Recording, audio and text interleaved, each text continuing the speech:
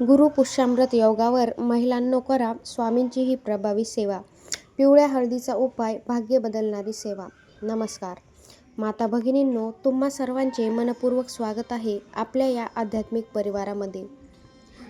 गुरु पुष्यामृत योग हा अत्यंत शुभ आणि पुण्यदायी योग मानला जातो आणि त्यातच जर श्रद्धेने स्वामी समर्थांची सेवा केली तर मनामध्ये सकारात्मक ऊर्जा सुद्धा निर्माण होते. असं मानलं जातं की या दिवशी केलेली भक्ती, जप, सेवा आणि दान अनेक पटींनी फळसुद्धा देते. विशेषतः महिलांनी या दिवशी श्रद्धेने स्वामींचं नामस्मरण केलं तर घरामध्ये शांतता, समाधान आणि सकारात्मकता वाढते असं मानलं जातं. आजच्या या व्हिडिओमध्ये आपण जाणून घेणार आहोत गुरु पुष्यामृत योगाचं महत्त्व, महिलांनी स्वामींची सेवा कशी करावी, पिवळ्या हळदीचा प्रभावी उपाय, पुष्य नक्षत्रावर कोणती वस्तू खरेदी करावी, घरात सुखशांती आणि सकारात्मकता वाढवणारे नियम, मुलांच्या उज्ज्वल भविष्यासाठी प्रार्थना आणि स्वामींचे प्रभावी मंत्र.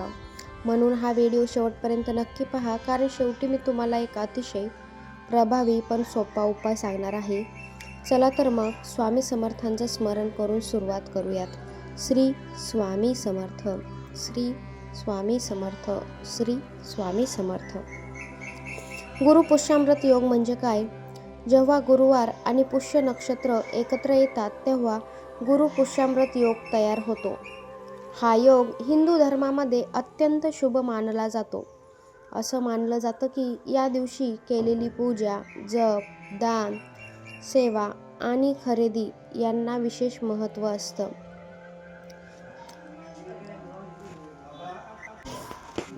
या दिवशी केलेली पूजा खूप फळ देते असं खूप जणांचे अनुभव आहेत. महिलांसाठी या दिवसाचं खूप महत्त्व आहे. मित्रांनो, घरातील स्त्री ही त्या घराची शक्ती असते. ती आनंदी असेल तर घरामध्ये खूपच आनंद राहतो. ती श्रद्धेने देवाचं स्मरण करत असेल तर घरात सकारात्मक ऊर्जासुद्धा टिकते असं मानलं जातं.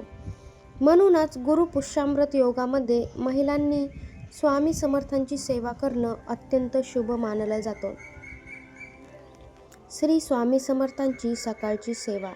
सकाळी तुम्ही लवकर उठा, स्नान करून स्वच्छ किंवा पिवळे कपडे घाला, देवघर स्वच्छ करा, श्री स्वामी समर्थांच्या फोटोसमोर तुपाचा दिवा लावावा, अगरबत्ती किंवा धूप असेल तर लावावी, पिवळी फुले अर्पण करावीत. यानंतर श्रद्धेने म्हणा, श्री स्वामी समर्थ.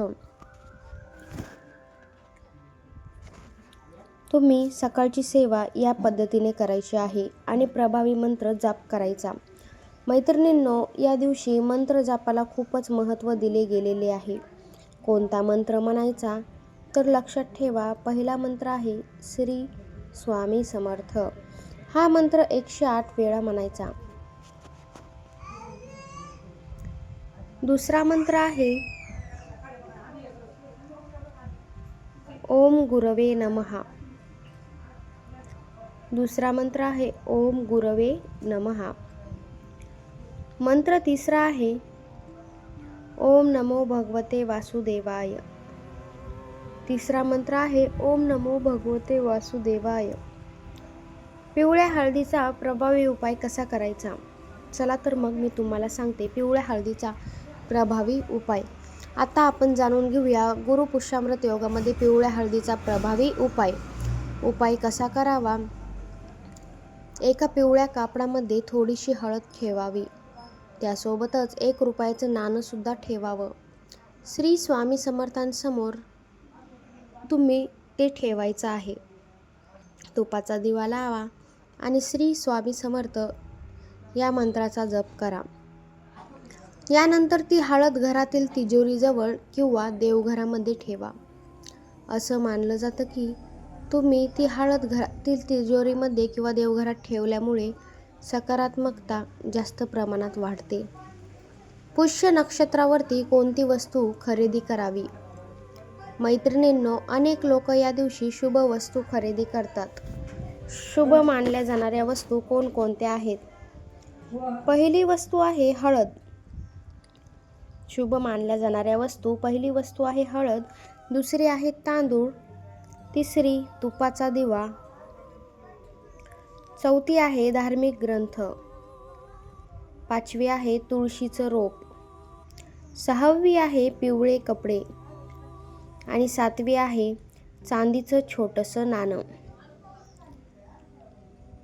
तुळशी सेवा कशी करावी? तुळशीला हिंदू धर्मामध्ये अत्यंत पवित्र मानलं जातं. तिची पूजा केली जाते. दररोज तिच्यासमोर दिवा लावला जातो. गुरुपुष्यामृत योगामध्ये तुळशीपुढे दिवा लावा. तुळशीला दररोज पाणी घाला. श्री स्वामी समर्थांचे नामस्मरण करा. आणि अगरबत्ती किंवा धूप असेल तर ती सुद्धा तुळशी समोर लावा आणि समोर साखर ठेवा. महिलांनी कोणते नियम महत्त्वाचे पाळावेत तर प्रेमाने बोलावे, घर स्वच्छ ठेवावे, मोठ्यांचा आदर करावा, नकारात्मक बोलणे महत्त्वाचे टाळायचे,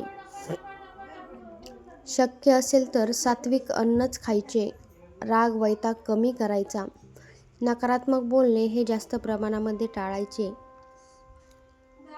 मुलांच्या उज्ज्वल भविष्यासाठी उपाय. मुलांना देवाचं नाम घ्यायला सांगा. अभ्यास सुरू करण्यापूर्वी प्रार्थना सुद्धा करायला सांगा. कपाळावरती चंदन लावावा. लहान लेकरांना चांगले संस्कार द्या. महत्त्वाचं म्हणजे त्यांचं मन एकाग्र होतं आणि त्यांना चांगले संस्कार सुद्धा लागतात. विशेष गुरुवारची सेवा काय करावे? गुरुपुष्यामृत योग या दिवशी स्वामी समर्थांना बेसन लाडू किंवा गोड नैवेद्य दाखवावा. पिवळी फुलं अर्पण करावीत आणि गरजू व्यक्तींना केळी दान करावी. पशुपक्ष्यांना दाणे खायला टाकावेत. तुमच्याच्याने जेवढे शक्य होत असेल तेवढे अन्नदान सुद्धा करावे. एक छोटीशी कथा मी तुम्हाला मैत्रिणींनो सांगते. एका गावामध्ये एक महिला राहत होती.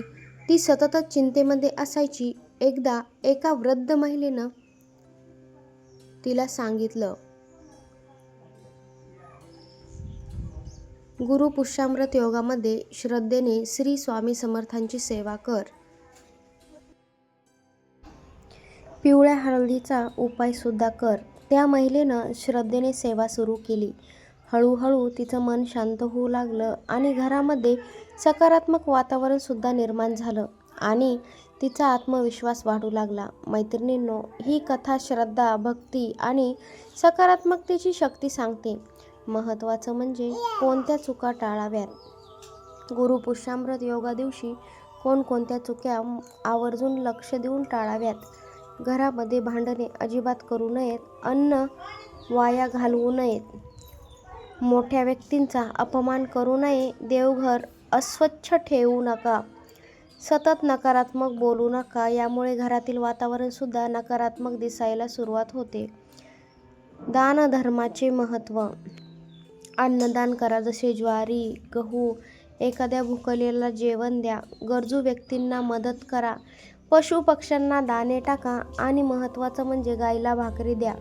गायीला भाकरी दिल्याने अनेक पटींनी पुण्य मिळतं असं पहिल्यापासून समज आहे.